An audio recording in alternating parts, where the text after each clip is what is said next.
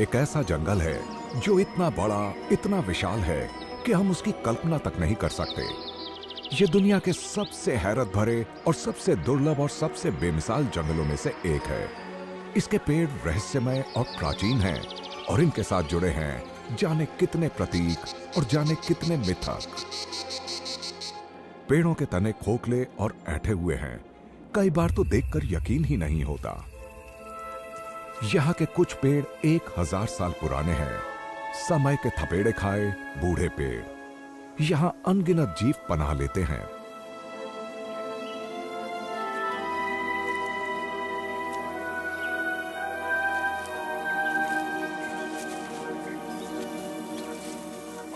एक अनुशासन भरा जंगल जो दिखने में भले कल्पना से परे लगे, पर यह एक अनूठे इकोसिस्टम का आधार है। जंगली जीवों का सुरक्षित घर, वो भी ऐसे इलाके में जहां इंसानों ने बहुत क्षति पहुंचाई है। एक जंगल जहां पेड़ कतार में खड़े नजर आते हैं, मानो एक विशाल सेना हो जिसके बीच रहते हों तरह तरह के जीव जो एक समृद्ध और पेचीदा पर्यावास को पालते पोसते हैं।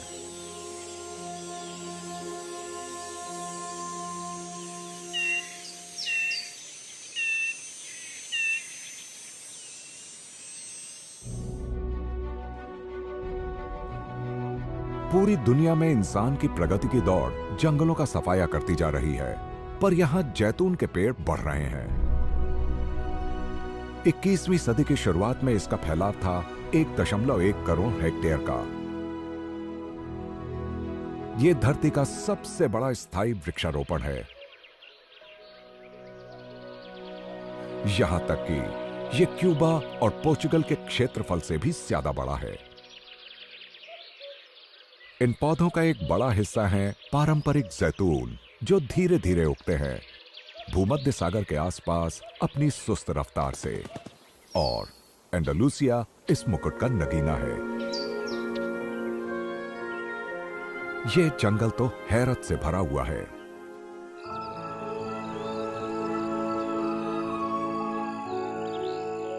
जैसे कि ये इजिप्शियन मंगूस, नेवले की इकलौती प्रजाति जो यूरोप में पाई जाती है। ये जोशीला और कुशल मांसाहारी जीव यहां अक्सर ही नजर आ जाता है।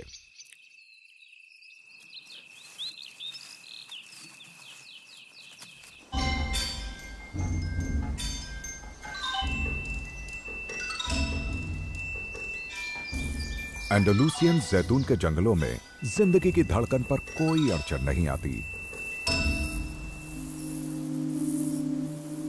अब इसे असली जंगल कहा जा सकता है या नहीं, ये बहस का मुद्दा है।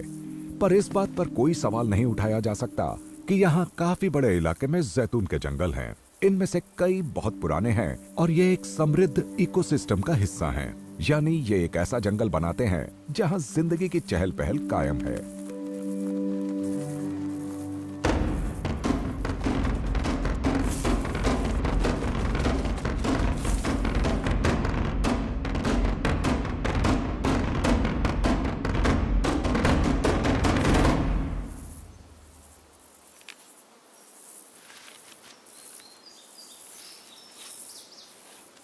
जीव विज्ञानी जैतून के इन पेड़ों को किसी फसल का हिस्सा नहीं मानते, क्योंकि इनके चारों तरफ जो इकोसिस्टम मौजूद है वो ठीक वैसा ही है जैसा भूमध्य सागर के जंगलों में होता है। इसके जैतून के ये पेड़ एक तरह से सहायक जंगल की तरह हैं, प्राचीन जंगल के बहुत करीब। यहाँ की जैव विविधता देखते ही बनती है। भूमध्य सागर की कई स्थानीय प्रजातियां यहाँ पाई जाती हैं। असल में जैतून के इन पेड़ों को जैतून के प्राचीन जंगलों पर उगाया गया माना जा सकता है। इस पेड़ की पत्तियां और नन्हे फूल जंग का मैदान बन गए हैं। ये पेड़ों के सबसे संवेदनशील हिस्से हैं और इस सब पर कब्जा कर लिया है मॉथ, वुडलाइस और एफिड्स की बड़ी सी फौज ने।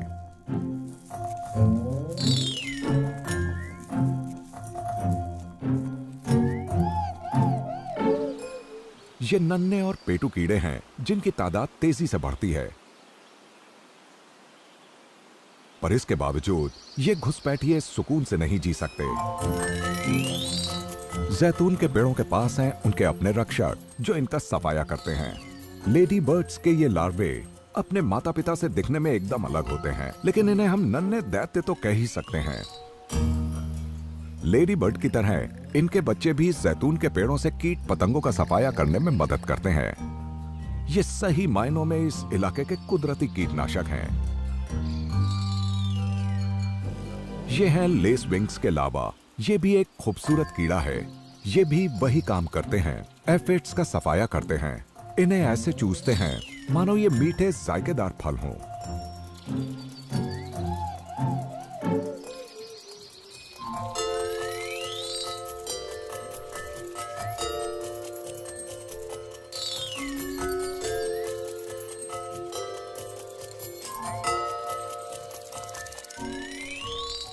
और पेड़ के नीचे भी इसी तरह की एक जंग चल रही है।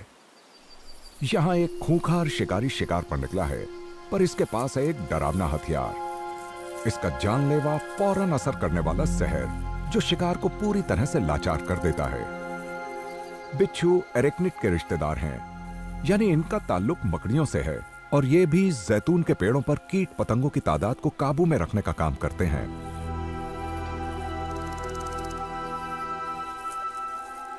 ये अजीब सा दिखने वाला झिंगुर बिच्छू का पसंदीदा कीड़ा है।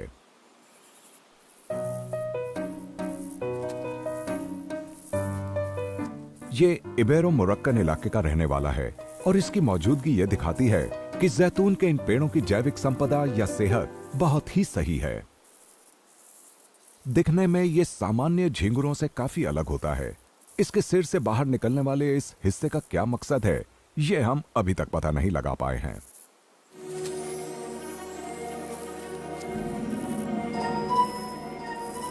पर शायद इसका इस्तेमाल बचाव और हमले में किया जाता होगा, ठीक वैसे ही जैसे हिरण अपने सींगों से अपने इलाके और अपने हरम की हिफाजत करता है।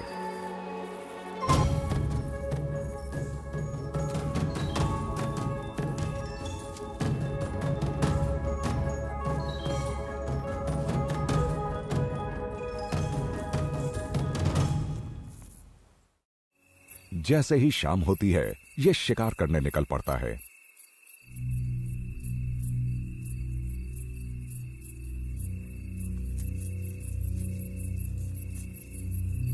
बिच्छू दूसरे एंथ्रोपॉड्स का शिकार करते हैं, खासतौर पर कीड़ों का।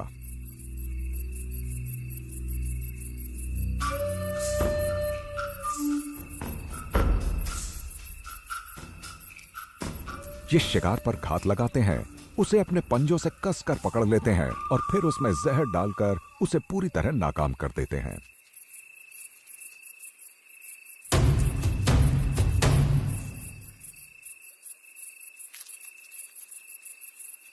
एक बार शिकार सुन्न पड़ा तो ये उसका गोश्त फौरन सफाचट कर डालते हैं, मानो वो किसी मिल्क शेक का मजा ले रहे हो।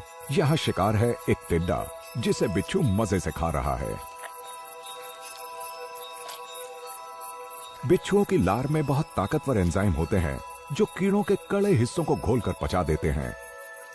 बिच्छू को इस तरह तैयार तरल को बस पी जाना होता है।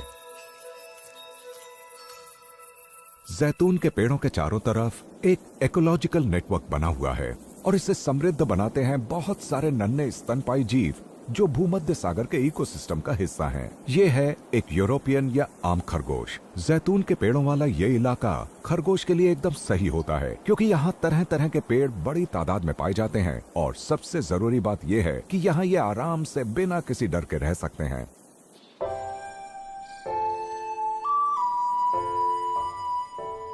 जैतून के सबसे पुराने पेड़ों के तनों पर बहुत सारी खरोंचें नजर आती हैं। यहाँ के हर कोने कोने का इस्तेमाल स्थानीय जानवर करते हैं। तनों में बने बिलों में खरगोश रहते हैं, और उनके बच्चे भी इसी में पैदा होते हैं। अभी अभी पैदा हुए खरगोश के ये बच्चे कुछ देख नहीं पाते, ना ही सुन पाते हैं, पर इसके बावजूद इन्हें अपनी माँ के आने का पता चल जाता है, और ये दूध पीने को बेचैन हो जाते हैं। शुरुआत में माँ इन्हें दिन में एक बार अपना बहुत ही पोषक दूध पिलाती है। जब ये 4 महीने से ऊपर के होते हैं तो बच्चे पैदा करने लायक हो जाते हैं। इस इकोसिस्टम में यह सिलसिला लगातार चलता रहता है। लेकिन खरगोश अकेले जानवर नहीं हैं जो जैतून के इन पेड़ों का फायदा उठाते हैं। बहुत सारे ऐसे पक्षी हैं जो इन पेड़ों पर अपना घोंसला बनाते हैं, जैसे कि ये हूपो।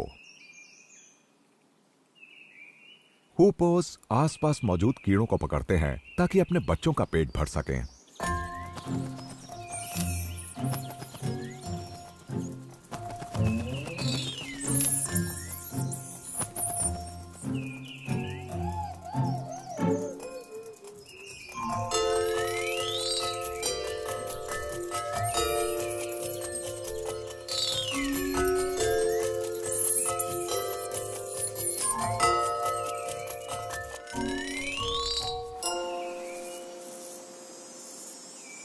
आमतौर पर हूपो मधुमक्खियों को नहीं खाते। वो अपना छत्ता पेड़ों के काफी अंदर बनाती हैं और जैतून के पेड़ में इस तरह की गुंजाइश बहुत होती है। जैतून के इस जंगल में फूलों की भरमार है, इसलिए मधुमक्खियां यहां बहुत सारा पराग और रस जमा कर पाती हैं।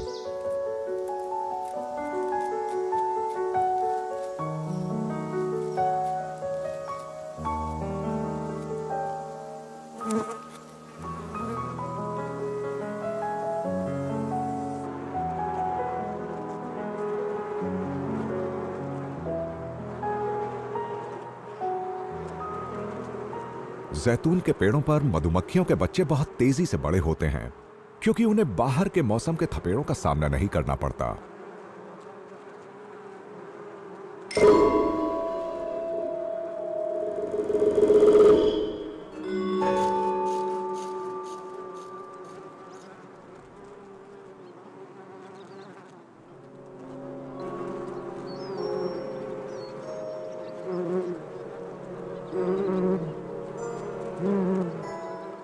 अपने हरे भरे रूप को कायम रखकर जैतून के ये पेड़ जीवों के लिए एक आरामदायक घर बन जाते हैं। गर्मियों में ये ठंडे रहते हैं और सर्दियों में ये ठंड और हवा से बचाते हैं।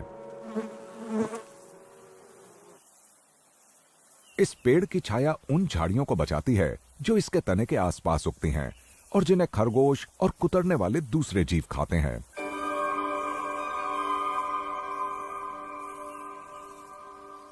जैतून के इस जंगल में हमलावर जीव भी कम नहीं हैं। तरह तरह के खरगोश, कबूतर और छोटे पक्षियों का शिकार करते हैं बहुत सारे शिकारी पक्षी, जैसे कि ये छोटे बाज। इस कॉमन केस्ट्रल का आज का दिन शानदार रहा है। इसने अपने जितना बड़ा एक शिकार पकड़ा है।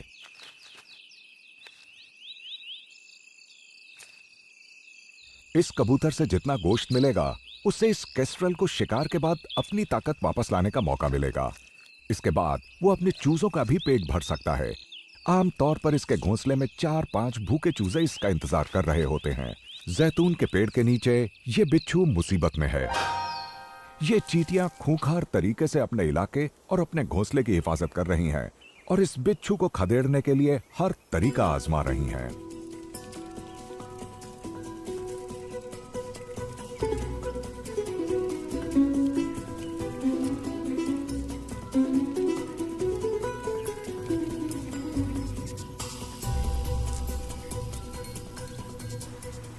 वसंत और गर्मियों में चींटियों के टीले के सारे सदस्य अपने प्यूपियल लार्वे की देखभाल में बहुत व्यस्त हो जाते हैं।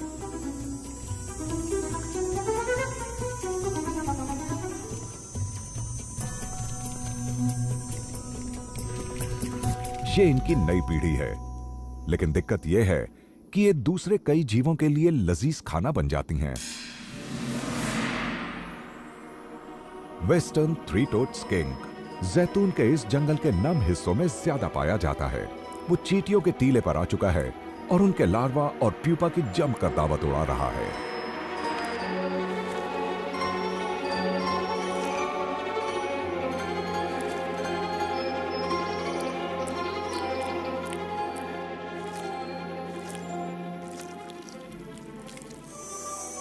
और अब इस छिपकली की बारी है।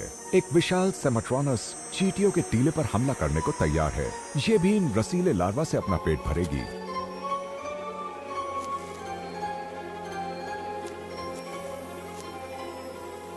भूमध्य सागरीय इलाके की ये छोटी सी छिपकली कमाल की शिकारी है।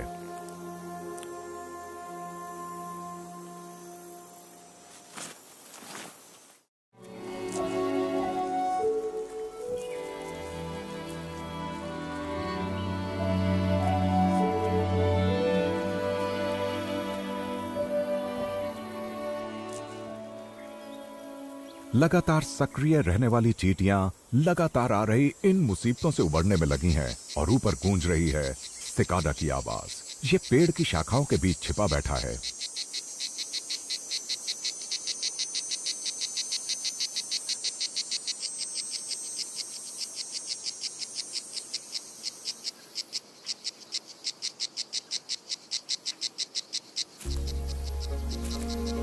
गर्मियों में प्रजनन के मौसम के बाद जैतून के इस जंगल में वो जीव भी चले आते हैं जो यहाँ बसंत में नहीं आते। ये पेड़ की छाया में पनाह लेते हैं और जब वो यहाँ मौजूद हैं तो ऐसे खाने का लुत्फ उठाते हैं जो सपाट मैदानों पर अक्सर नहीं मिलता। कुछ तो यहाँ सिर्फ इसलिए आते हैं क्योंकि जैतून के पेड़ों पर उन्हें खाने को मिलते हैं रीढ़ की हड्डी वाले छोटे जीव जैसे कि चूहे।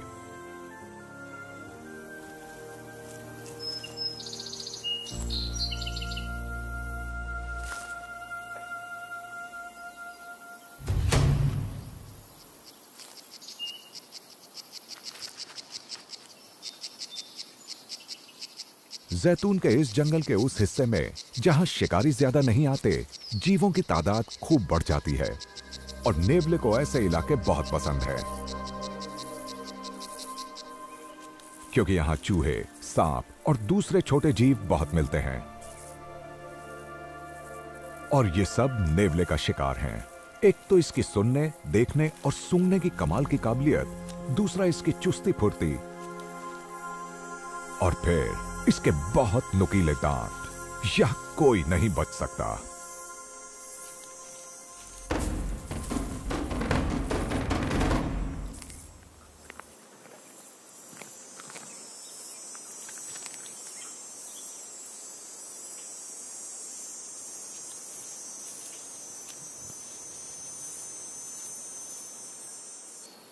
जैतून के कुछ जंगल इतने बड़े हैं कि इनके अंदरूनी इलाकों में सुनसान और दुर्गम झीलें हैं जहां कोई पहुंच नहीं सकता।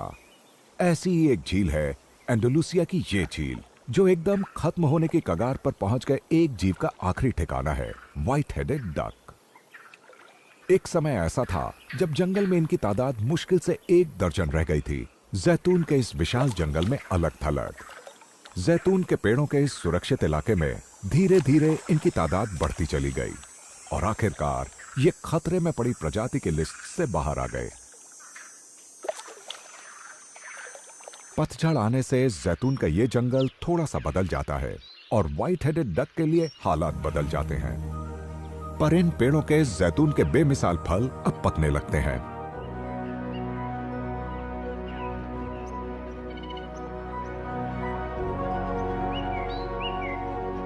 और ये वो पल है जब इस विशाल और तरतीब वाले जंगल में बड़ा बदलाव आने लगता है। जैतून बहुत ही पोषक और जरूरी भोजन है, इसलिए यहां दर्जनों नए जीव दावत उड़ाने चले आते हैं।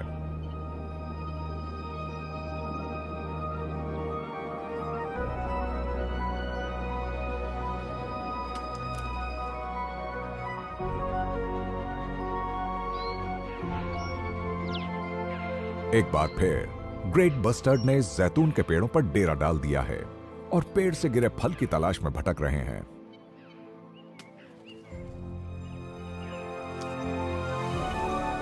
इलाके और स्थानीय मौसम के हिसाब से जैतून के फल नवंबर से मार्च के बीच तैयार होने लगते हैं।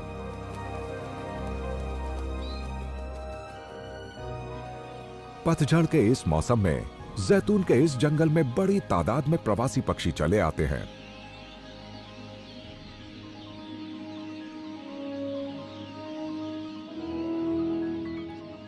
कुछ पूरी सर्दियां यहीं बिताएंगे, खाना जमा करेंगे और पेड़ के इस स्वर्ग में चैन से अपने दिन बिताएंगे।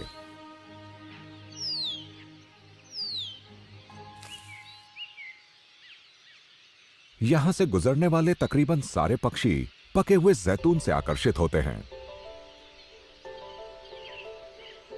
हालांकि कुछ ऐसे जीव हैं जो फल से टपकने वाले पानी को पीकर ही संतुष्ट हो जाते हैं, जैसे ये ब्लैक कैप।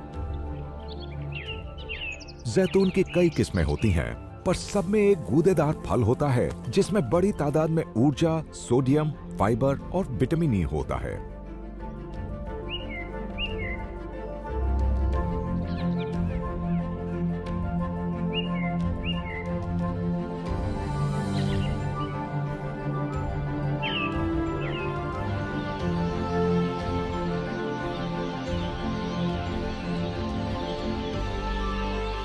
इस वक्त जैतून खाने वाले ज्यादातर जीव वो हैं जिन्होंने वसंत के मौसम में इन पेड़ों को कीड़ों से बचाया था। इस तरह जैतून के ये पेड़ अपनी हिफाजत करने वाले इन जीवों का एहसान उतारते हैं। Starling, lesser white throat, green finch, warbler, ये सब जैतून के पेड़ों पर रहने वाले छोटे पक्षी हैं जिन्होंने वसंत में बड़ी तादाद में कीड़ों का सफाया किया था। और अब कड़ी सर्दियों में ये उन पेड़ों के फलों पर जिंदा रहते हैं जिन्हें उन्होंने बचाया था। यहां तक कि कबूतर भी कपकपाने वाली इन सर्दियों में यहां चले आते हैं।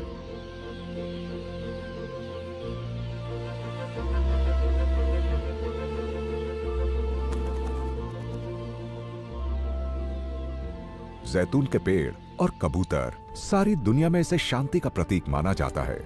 कबूतर अपनी चोंच में जैतून के पुराने पेड़ की एक पतली डाली दबाए हुए है। जैतून का पेड़ जो भारी बारिश, सर्दियां और सूखे मौसम को सहता है, एक विविधता से भरा, समृद्ध और तरतीब वाला जंगल तैयार करता है।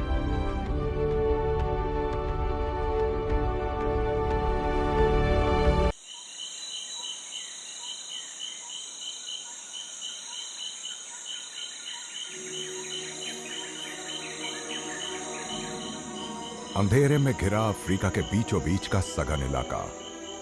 यहां फल फूल रहे हैं दुनिया के कुछ बहुत अनजान जंगल। दुनिया के कुछ सबसे हैरत भरे जानवर अपने पुरखों के इस इलाके में छिपे रहते हैं।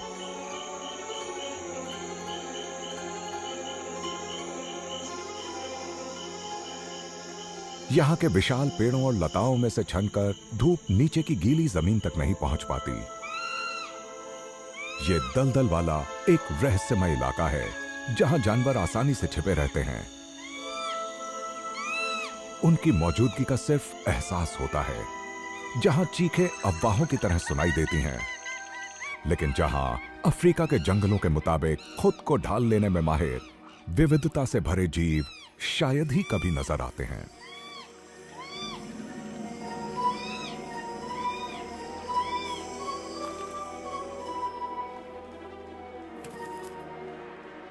ये पेचीदा और अभेद्य जंगल गुमनाम सा है और यहां छिपे हैं कई रहस्य।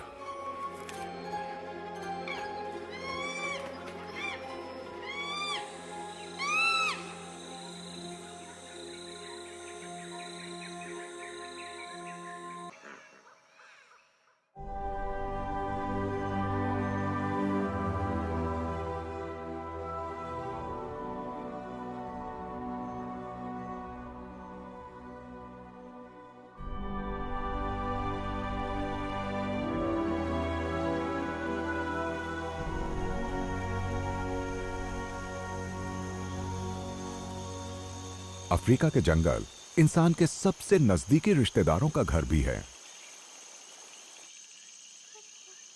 गोरिल्ला और चिंपैंजी यहां किसी तरह जिंदा तो हैं, लेकिन वो सिकुड़ते जंगलों और शिकार से परेशान हैं।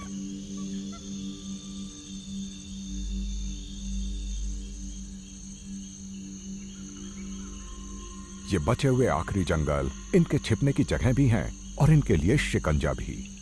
इन्होंने घने और मुश्किल जंगल के मुताबिक खुद को पूरी तरह ढाल लिया है। ये जानते हैं कि खाना कभी ज्यादा होगा तो कभी कम, कभी खतरों से सामना होगा तो कभी यहाँ के हैरत भरे राज सामने आएंगे। यहाँ ये तकरीबन हर वक्त मूसलाधार ट्रॉपिकल बारिश में भीगे नजर आते हैं।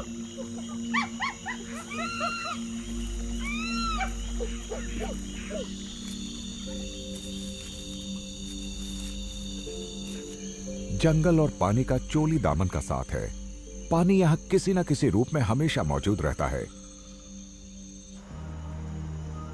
एक तो इतना सारा पानी और ऊपर से लगातार 30 डिग्री सेल्सियस तापमान। इसकी वजह से पेड़ पौधे इतनी तेजी से बढ़ते और घने होते हैं कि इनके भीतर घुसना भी मुश्किल हो जाता है। इस दुर्गम जंगल में जितनी ज्यादा बारिश होती है और ये जंगल जितनी बारिश जज्ब कर लेता है, यहाँ के अलग अलग इकोसिस्टम और जीवों ने खुद को इसके मुताबिक ढाल लिया है।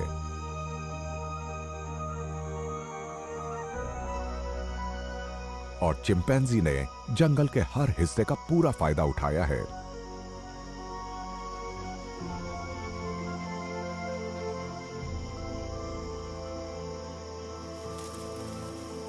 अफ्रीका के इस वर्षावन में पानी एक सरहद की तरह काम करता है, पर यही वो डोर भी है जो सभी चीजों को एक सूत्र में बांधे रखती है। पौधे, जानवर और इकोसिस्टम एक धीमे और मध्यम कारवां की तरह एक साथ आगे बढ़ते चले जाते हैं। अफ्रीका के जंगलों के अंधेरे और दुर्गम बीचों बीच के हिस्सों से निकलती हैं नदियां। पानी की ये धाराएं धीरे धीरे आगे बढ़कर खुले सवाना मैदानों में जाकर मिलती हैं। जंगल की नदियां और इनके किनारे अफरा तफरी में आपस में गुथे रहते हैं। यहां रहते हैं ऐसे जानवर जो इस महाद्वीप की पहचान है, इसका प्रतीक है। इस विशाल नदी में रहने वाले कुछ जानवर जंगल में तभी घुसते हैं जब वो किनारे पर टहलने आते हैं।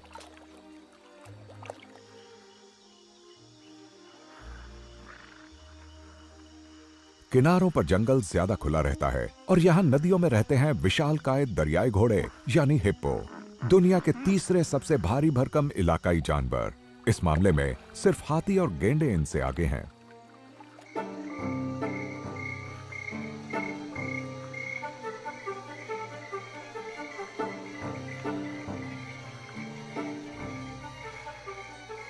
विशाल नरों का वजन करीब 3 टन तक हो सकता है। दरियाई घोड़े नदी में डूबे रहते हैं ताकि उनका शरीर ठंडा बना रहे और इनकी चमड़ी न सूख पाए।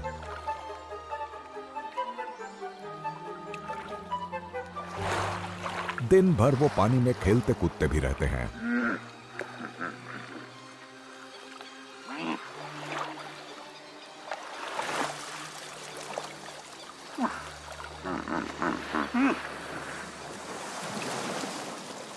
दरियाई घोड़े नदी में अटखेलियां कर रहे हैं, जबकि प्यासी भैंसों का झुंड झाड़ियों से बाहर आ रहा है।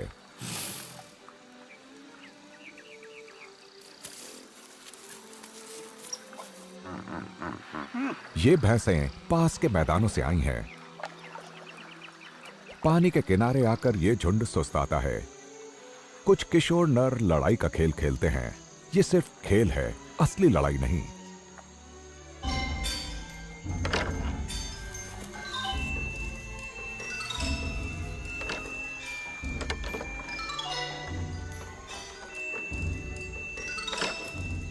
लेकिन आने वाले वक्त में एक ऐसा दिन भी आने वाला है जब ये नर अपने झुंड के सरदार बनेंगे, उसकी हिफाजत भी करेंगे।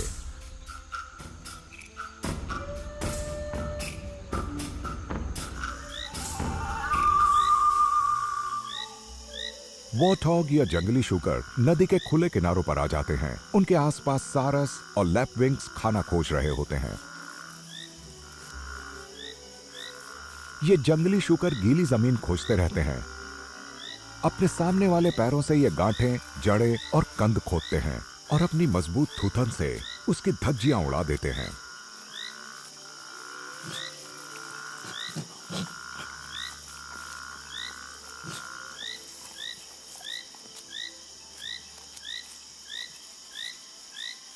वॉर्थॉग या जंगली शूकर कभी कभार ही जंगल में जाते हैं।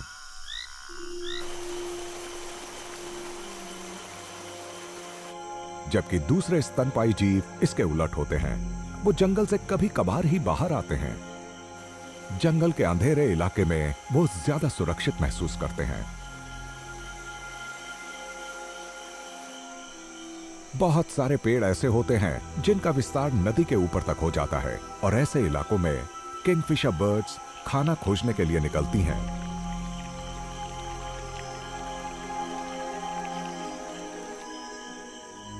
यहां पास ही कोई नदी का मुआयना कर रहा है।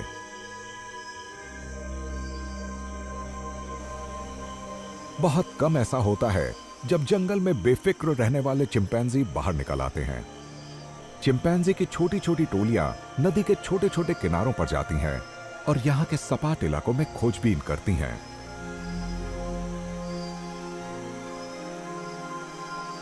हालांकि खतरे की जरा सी भनक लगी तो ये फौरन जंगल में लौट जाते हैं, जहां छिपे रहने में ही इनकी सलामती है।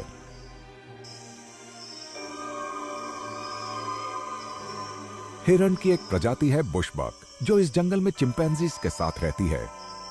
इसकी खाल जंगल की झाड़ियों में छाया और रोशनी के खेल से मेल खाती है और इस तरह ये हमलावरों की खोजी निगाहों को चकमा दे पाते हैं। नरों के सींग तकरीबन 1 हाथ लंबे होते हैं, जबकि सवाना के हिरणों के सींग नहीं होते। इनका कद छोटा होने की वजह से इन्हें झाड़ियों में किसी तरह की कोई दिक्कत नहीं होती। बुशबक अकेले रहने वाला हिरण है।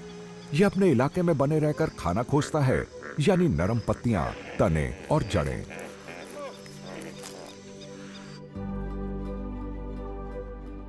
जंगल की जमीन पर अकेले ही खाना खोजना अच्छा रहता है, क्योंकि यहां खाना बहुत ज्यादा नहीं मिलता। जंगल के कुछ विशाल जीव इस बात को अच्छी तरह जानते हैं।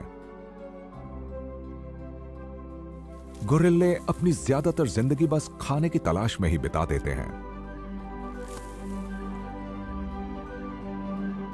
जंगल के इन बाशिंदों को जिंदा रहने के लिए खासी मशक्कत करनी पड़ती है।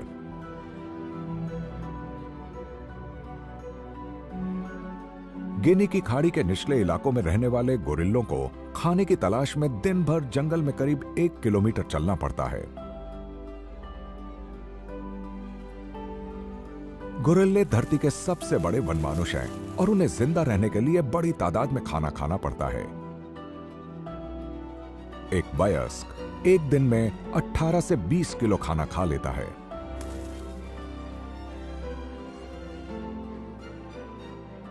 इनकी घास फूस पत्तों वाली खुराक बहुत कम ऊर्जा वाली होती है, इसलिए गोरिल्ले बहुत सारा वक्त खाने में लगाते हैं। ये तकरीबन 104 किस्म के पौधों को खा सकते हैं।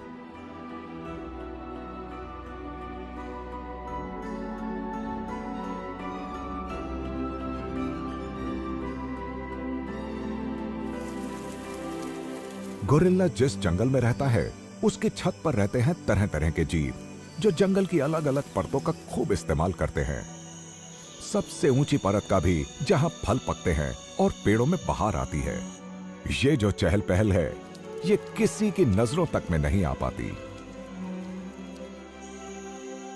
गिनी की खाड़ी के जंगलों में रहती है बंदरों की एक असाधारण प्रजाति।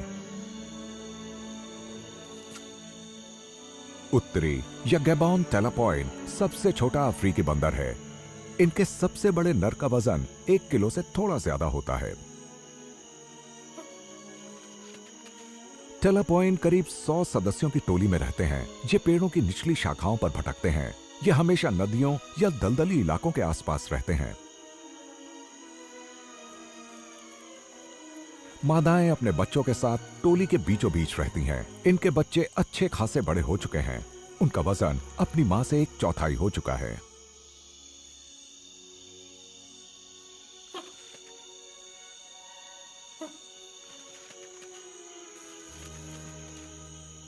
इसमें हैरत की बात नहीं है कि नदी पर लटकती डालियों के नीचे ड्वार्फ क्रोकोडाइल्स मौके का इंतजार करते रहते हैं। अफ्रीका के इस जंगल में ड्वार्फ क्रोकोडाइल या बौने मगरमच्छों की कई प्रजातियां रहती हैं। करीब 2 मीटर की लंबाई वाला यह बौना मगरमच्छ उन्हीं में से एक है। इसके नन्हे आकार पर मत जाइए, यह बहुत ताकतवर जानवर है। इसका छिलकेदार कवच, हड्डी वाली पलकें, इसकी पीठ और गर्दन का पिछला हिस्सा खास तौर पर मजबूत होता है। ड्वार्फ क्रोकोडाइल इस जंगल में छोटी और उथली नदियों में रहते हैं। जंगल की इन्हीं नदियों में पिग्मी हिप्पोपोटामस भी रहता है। इस जंगल में पाए जाने वाले अजीब से जीवों में से एक।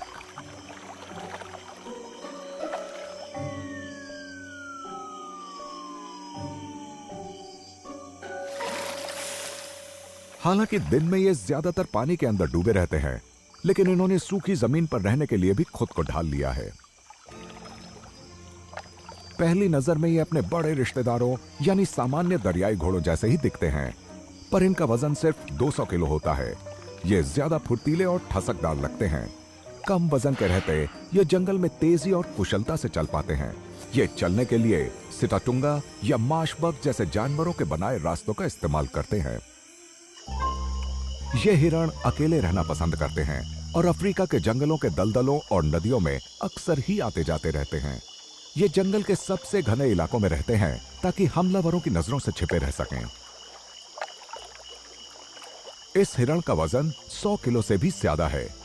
इसके उलट ये नन्हे डाइकर जंगल के मुताबिक खुद को ढाल लेने की शानदार मिसाल हैं। ये हिरणों की सबसे छोटी प्रजाति है और इनमें से कुछ महज 3 किलो के होते हैं। ब्लू डाइकर सही मायनों में पिग्मी है। ये घने ट्रॉपिकल जंगल में बिना किसी दिक्कत के उछल कूद करता रहता है।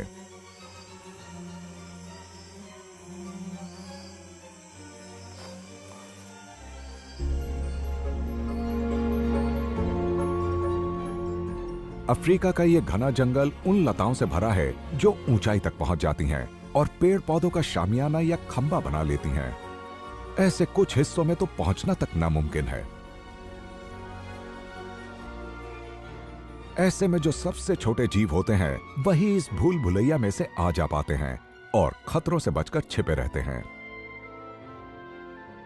ये नन्हे हिरण किसी भी शिकारी जानवर के लिए एक अच्छा नाश्ता है।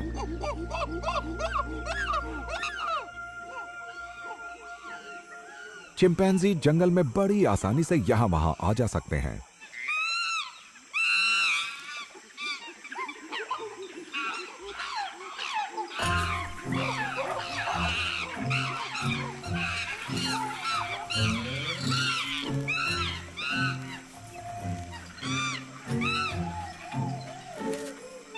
ये हमारे सबसे नजदीकी रिश्तेदार हैं। हमारे 98% जीन्स इनसे मेल खाते हैं। ये इन जंगलों में जैसे बिना शर्त कैदी बनकर रह गए हैं।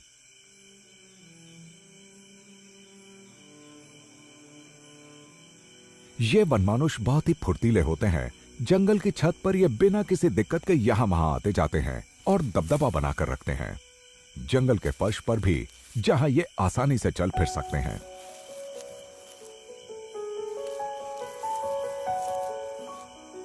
ये बहुत ज्यादा जिज्ञासु होते हैं, सब कुछ जानना चाहते हैं। जिस तरह हम इंसान अपने आसपास के इलाके को अच्छी तरह पहचानते हैं, उसी तरह से चिंपैंजी भी अपने इलाके के सारे राज जानते हैं। ये नन्हा नर जानता है कि नीचे नदी में जाए बिना प्यास कैसे बुझाई जा सकती है। छोटे छोटे टिड्डे न सिर्फ जमीन और पेड़ों की छाल पर उगने वाली काई की तरह दिखते हैं, बल्कि ये उसे सफाचट करते चले जाते हैं। इस तरह वो धीरे धीरे इन विशाल जंगल के पेड़ों की सतह को खुरसते चले जाते हैं।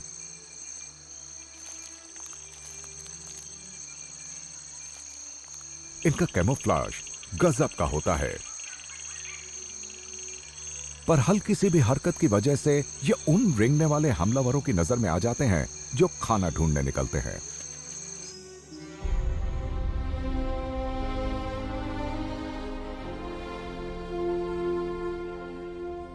दीमक के टीलों में हवा आने के लिए बनी चिमनियां आर्किटेक्चर, खूबसूरती और कुशलता का शानदार नमूना है।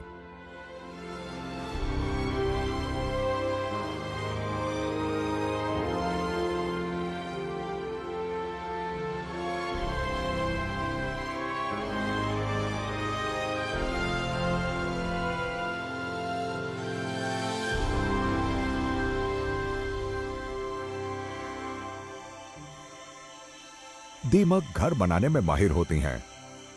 वो लकड़ी, मिट्टी और अपने ही मल का इस्तेमाल करके बेमिसाल डिजाइन तैयार करती हैं।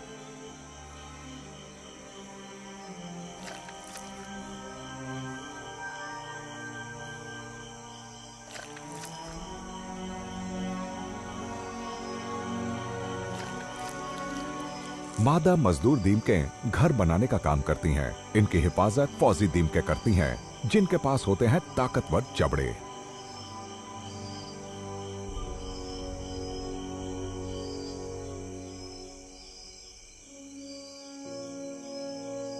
चींटियां और दीमकें जंगल में बदलाव लाने वाले जीव हैं।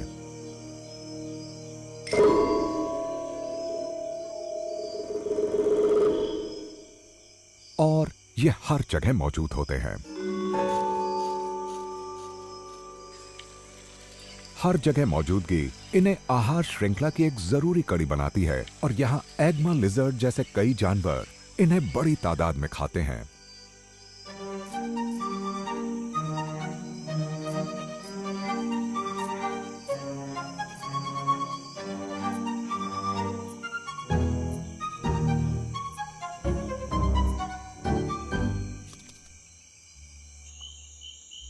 कीट पतंगे और छोटे स्तनपाई जिनमें बंदर, हिरण और कुतरने वाले जीव शामिल हैं, प्रोटीन का एक बहुत बड़ा स्रोत होते हैं।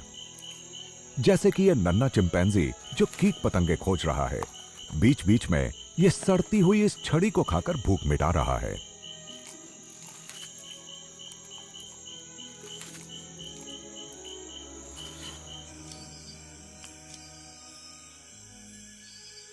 गोरिल्लों के उलट चिंपैंजी पक्के शाकाहारी नहीं होते। हालांकि इनकी खुराक का एक बड़ा हिस्सा तरह तरह के ऐसे पौधे हैं जो यहां बड़ी तादाद में उगते हैं। लेकिन इनकी रोजाना की खुराक में जानवरों से मिलने वाली चीजें करीब 2% शामिल हैं और जंगल के हर कोने में ये इनकी तलाश करते हैं। जैसे कि यहां चिंपैंजी एक रेंगने वाले जीव को खा रहा है जो गिरे हुए तनों के बीच छिपा था। खाने से पहले जिज्ञासु चिंपैंजी थोड़ी देर अपने इस शिकार से खेलता है।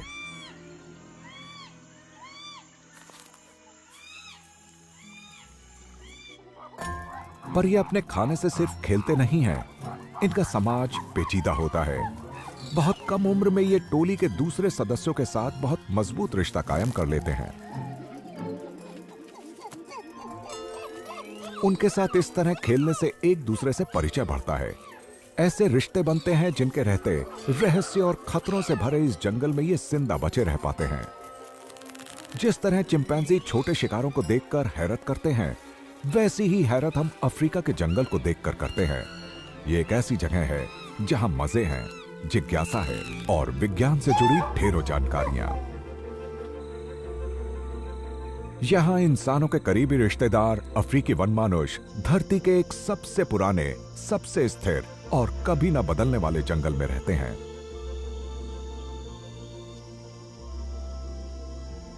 यहां पौधे और जानवर लाखों सालों से एक दूसरे के साथ जी रहे हैं, क्रमिक विकास के सफर में एक साथ हैं, कुदरत की रचनात्मक ताकतों के असली यानी बिना मिलावट वाले रूप को महसूस कर रहे हैं।